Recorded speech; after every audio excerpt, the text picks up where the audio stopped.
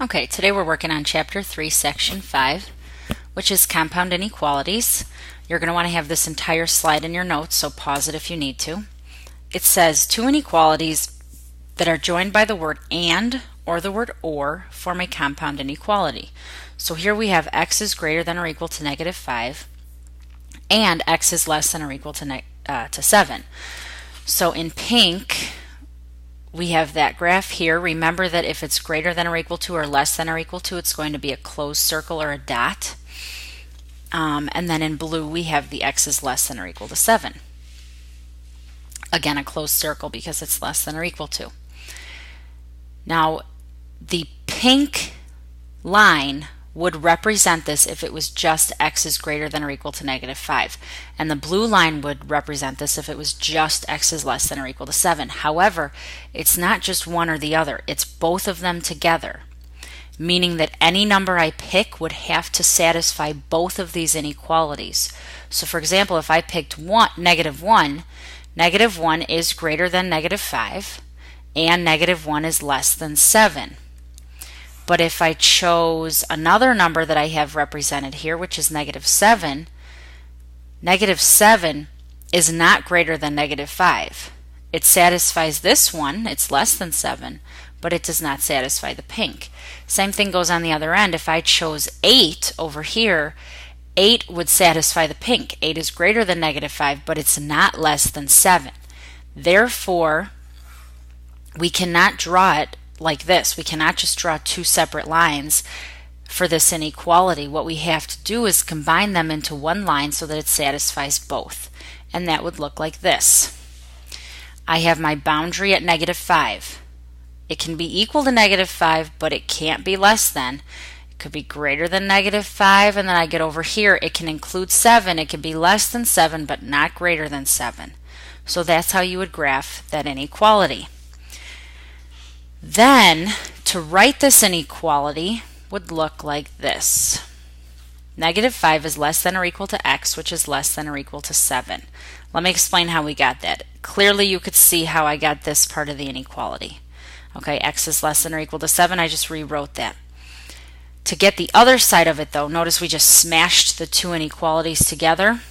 To get this part, we had to actually reverse this so that the x could be in one position in my sentence. So instead of x is greater than or equal to negative 5, I put the negative 5 first. And when you reverse the entire sentence, you've got to reverse the inequality, so you get negative 5 is less than or equal to x. So that would represent this compound inequality. All right, now how would you use this? Let's take a look at this example. It says today's temperature will be above 32 degrees Fahrenheit, but not as high as 40 degrees Fahrenheit. So first we want to graph this. Above 32 degrees Fahrenheit. So I'll put a circle there. Notice it's going to be an open circle because it's not including 32. It can only be above 32. And then I would start drawing my line. It's going to be above, so that would be 33, 34. I don't want to go too far though because I want to make sure I put my other boundary, which is not as high as 40. Again, that would be an open circle because it's not including 40. So now I can finish off my line here. I know it's going to be somewhere in between 32 and 40 degrees Fahrenheit. That graph would represent that statement. And then we can quickly write our inequality. It would be 32 is less than x, which is less than 40. Now any of these numbers, if you plug it in here, would satisfy that 35. 32 is less than 35, which is less than 40, so on and so forth. All right, now let's switch gears.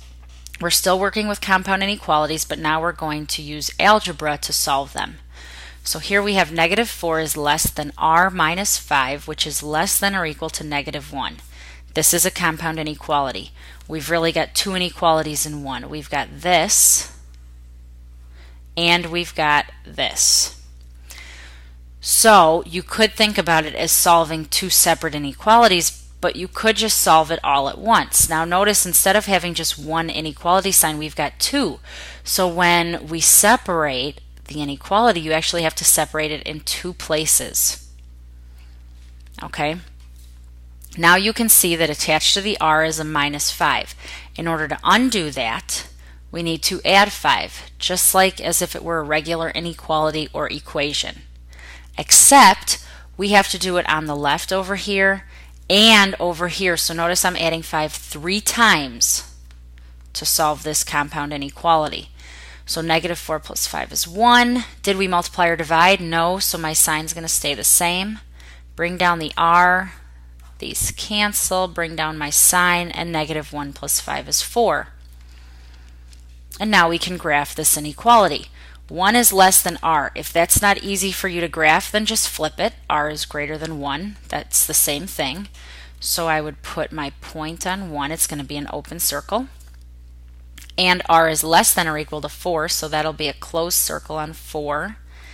And then I want all the numbers in between these two because this is an and compound, meaning they're together.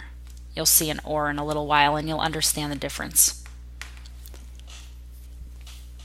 All right, let's do another one of those. 7 is less than or equal to negative 3n plus 1, which is less than or equal to 13. So let's draw our lines so we know that we have 3 areas here that we need to undo the inequality. So again, my n is in the middle. I have a negative 3 and a 1 attached. Just like when you're solving a normal inequality, you've got to undo addition or subtraction first. So that means I'm subtracting 1, but I have to do it on all 3 parts here. So this is 6. Did we multiply or divide? No, so my sign will stay the same. Bring down the negative 3n. These cancel. Bring down the sign, and 13 minus 1 is 12. Now we've got a negative 3 attached to the n with multiplication, so to undo it we're going to divide by negative 3, but I've got to do it on all 3 of these. 6 divided by negative 3 is negative 2. Before I bring down that sign, I'm going to ask myself, did I multiply or divide? Yes. By a negative number? Yes. So that means that both of the signs have to reverse. And then these cancel, bring down the n. 12 divided by negative 3 would be negative 4. And again, to graph this, if this is confusing for you, flip it around. N is less than or equal to negative 2. So that would be a closed circle on negative 2. And n is greater than or equal to negative 4. So again, a closed circle on negative 4. And then I want all the numbers in between there. And what that means as well is if you took this number in between, any number, it could be negative 2.5. I'll just pick negative 3 because that's easy. If I plug negative 3 in for n, this will be a true statement. Because, let me put it underneath so you could see. Negative 3 times negative 3 is 9, plus 1 is 10. So when I put that up here, 10, 7 is less than 10, which is less than 13. That's a true statement, so I know that this is correct. And now the last example we're going to do is an OR statement. So you could see that with OR, you have to have 2 separate inequalities. So with OR, you don't have to do like we did on the last example where you have to do it 3 times. You're just solving this inequality and then you're solving this inequality. So let's separate our 2 sides. First we've got to subtract 3 on both sides. Bring down the 4v. These cancel. Did we multiply or divide? No. And then negative 5 minus 3 is negative 8. And then we need to divide by 4. These cancel. We have v. Did we multiply or divide? Yes. By a negative number? No. So the sign stays the same. And then negative 8 divided by 4 would be negative 2. And now we just go and solve the other inequality. Separate the 2 sides. Subtract 7. Negative 2v. Did we multiply or divide? No, so it stays the same. 1 minus 7 is negative 6. Divide by negative 2. These cancel. Did we multiply or divide? Yes, so flip the sign. Sorry, did we multiply or divide? Yes. By a negative number? Yes, so flip the sign. And then negative 6 divided by negative 2 is 3. Then when we go to graph these, v is less than negative 2, so open circle on negative 2. And I want all the numbers that are less than that. Now watch what happens here. V is greater than 3, so that's an open circle on 3, and I want all the numbers greater than 3. Now here you do have to put your arrows on both sides. Notice why this is an or inequality. It's or because these two do not intersect at all. It's either less than -2 or greater than 3.